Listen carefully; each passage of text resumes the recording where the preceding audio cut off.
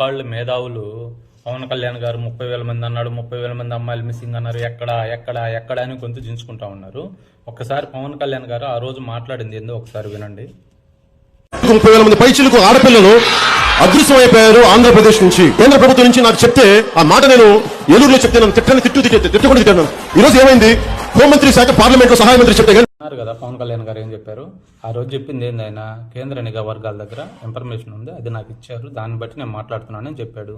ఇప్పుడు మీరు వెళ్ళి మీరు కేంద్రంలో మీకు ఎంపీలు ఉన్నారు, మీరు కేంద్రాలు మెడలు ఉంచుతుంటారు కదా అప్పుడప్పుడు. ఇప్పుడు వెళ్ళి కేంద్ర హోంశాఖ దగ్గర ఇన్ఫర్మేషన్ తీసుకోండి.